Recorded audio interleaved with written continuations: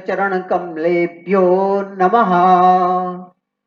ओम ब्रह्मानंदं परम सुखदं केवलं ज्ञानमूर्तिं द्वन्द्वातीतं गगनसदृशं तत्त्वमस्यादिलक्ष्यम् एकं नित्यं विमलमचलं सर्वधी साक्षिभूतं भावातीतं त्रिगुणितं सद्गुरुं तं नमामि। अखंडानंदबोधाय शिष्य संतापहारिणे सच्चिदानंद रूपाय तस्मै श्री गुरुवे नमः। सरस्वती वंदना लक्ष्मीर्मेधा पुधरा पुष्टिः गौरी तुष्टिः प्रभातरतिः एताभिः पाहि तनुभिः अष्टाभिर्मा सरस्वती। सरस्वत्यै नमो नित्यं भद्रकालै नमो नमः। वेद वेदांत वेदांग विद्यास्थानेभ्यः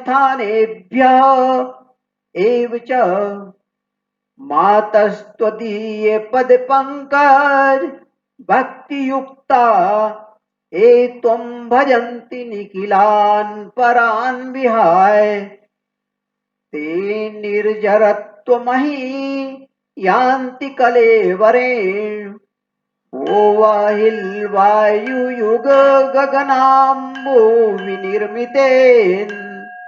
वंदना व्यासाय विष्णुरूपाय व्यासरूपाय विष्णवे नमो वै ब्रह्मानिधये वासिष्ठाय नमो नमः।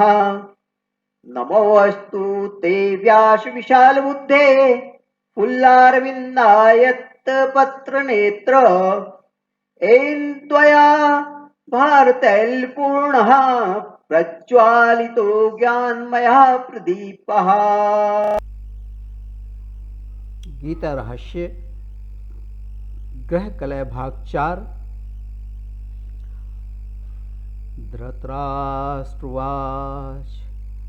धर्मक्षेत्रे कुरुक्षेत्रे समवेतायुयोत्सवः मां का पांडवाश्चैव किम कुर्वत संजय। धृतराष्ट्र बोले, हे संजय, धर्मभूमि कुरुक्षेत्र में इकट्ठे हुए युद्ध की इच्छा वाले मेरे और पांडु के पुत्रों ने क्या किया। अहंकारी व्यक्ति नीति अनीति को नहीं मानता, वह तो सिर्फ अपनी तुष्टि चाहता है। धृतराष्ट्र यदि नीति को मानता तो अहंकारी दुर्योधन को युवराज पद प्रदान नहीं करता। धृतराष्ट्र यदि नीति को मानता तो पांडवों के खिलाफ हो रहे छल तथा नाना प्रकार के षड्यंत्रों को अनदेखा नहीं करता। धृतराष्ट्र यदि नीति को मानता तो भरी सभा में अपनी बहु सदृश द्रौपदी के चीरहरण की घटना कदापि नहीं घटने देता। धृतराष्ट्र तो सिर्फ अपने अहंकार की तुष्टि चाहता था, इसलिए पांडवों के खिलाफ होने वाले समस्त षड्यंत्रों से अनजान होने का स्वांग रच करता रहा। इस अहंकार की तुष्टि करते करते आज युद्ध की स्थिति आन पड़ी है, लेकिन आज भी उसे अपने अहंकार की तुष्टि की चिंता है। यदि ऐसा नहीं होता तो वह युद्ध के लिए अपनी सेना को पांडवों के विपक्ष में क्यों खड़ा करता। पांडवों के पिता पांडु ने धृतराष्ट्र पर अपना विश्वास करके धृतराष्ट्र को राजपद प्रदान किया। आज उसी के पुत्र पांडवों के खिलाफ युद्ध करने के लिए धृतराष्ट्र ने अपनी सेना खड़ी कर दी। इतना ही नहीं, बल्कि पांडवों को युद्ध की इच्छा वाले कहा जा रहा है। इसे धृतराष्ट्र के द्वारा नीति को अनदेखा न कहा जाए, नीति से अनजान बनने का स्वांग न कहा जाए, अहंकार न कहा जाए तो और क्या कहेंगे।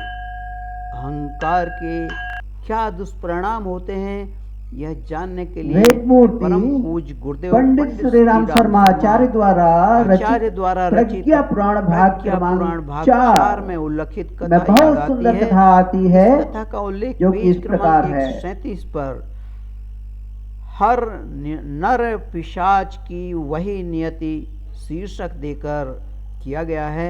कथा इस प्रकार है।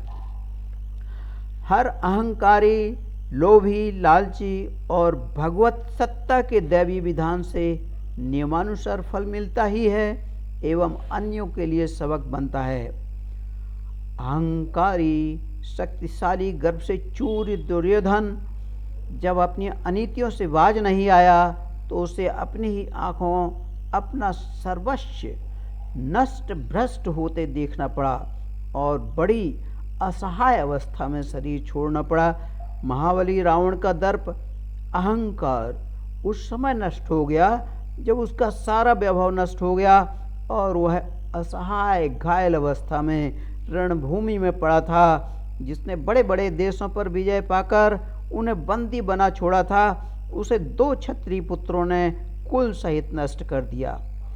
विश्व विजयी सिकंदर महान अपनी अपार संपत्ति के होते हुए भी छटपटाता हुआ मरा और उसे कोई न बचा सका। उसका दर्प अहंकार मिट्टी में मिल गया। दुनिया की खुली पुस्तक में दैवी विधान की इस सुधार प्रक्रिया का पाठ सरलता से पढ़ा जा सकता है। इतिहास की घटनाओं से स्पष्ट है कि दर्प अहंकार की दुर्गति होना सुनिश्चित है। वर्तमान समय में भी इस प्रकार के उदाहरण समाचार पत्रों एवं टीवी समाचारों में देखने को मिलते रहते हैं। निष्कर्तः दैवी विधान से नियमानुसार फल मिलता है।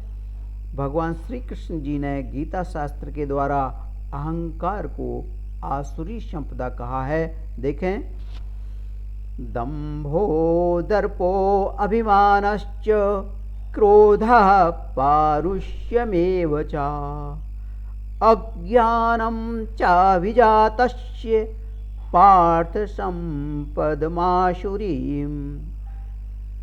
4 हे पार्थ, पाखंड, घमंड और अभिमान तथा क्रोध और कठोर वाणी एवं अज्ञान भी यह सब आसुरी संपदा को प्राप्त हुए पुरुष के लक्षण हैं। संदर्भ है गीता अध्याय क्रमांक 16 श्लोक क्रमांक 4। प्रवृत्तिं फनिर्वृत्तिं च जनान् न विदुराशुरा न शौचं नापि चाचाचारो न सत्यम तेषु विद्यते। हे अर्जुन, आसुरी स्वभाव वाले मनुष्य कर्तव्यकार में प्रवृत्त होने को और अकर्तव्यकार में निवृत्त होने को भी नहीं जानते। इसलिए उनमें न तो बाहर भीतर की बुद्धि होती है, न तो बाहर भीतर की शुद्धि है, न श्रेष्ठ आचरण और न सत्य भाषण ही है। इन आसुरी प्रवृत्ति वालों की दुर्गति कैसी होती है, इस संबंध में देखें। तानहं दूषितः क्रूरान् संसारेश नराधमान् क्षिपाम्यजस्यस्त्रमशुभावना शुरीष्यवेव योनिषु। ऐसे उन द्वेष वाले पापाचारी और क्रूर कर्मी नराधमों को मैं संसार में बार बार आसुरी योनियों में ही गिराता हूँ, अर्थात सूकर कुकर आदि नीच योनियों में ही उत्पन्न करता हूँ। यह श्लोक श्रीमद् भगवद गीता के अध्याय क्रमांक 16 श्लोक क्रमांक 19 से लिया गया है। निष्कर्षतः मनुष्य को आसुरी प्रवृत्तियों से बचना चाहिए ताकि अगला जन्म शुभ योनियों में मिल सके। धृतराष्ट्र और कौरव वंश क्या होगा, धृतराष्ट्र और कौरव वंश का क्या होगा, इसे जानने के लिए गीता रहस्य धारावाहिक को देखते रहिए। यह भाग 4 आपको कैसा लगा, इस पर अपने विचारों से अवगत कराएं। धन्यवाद।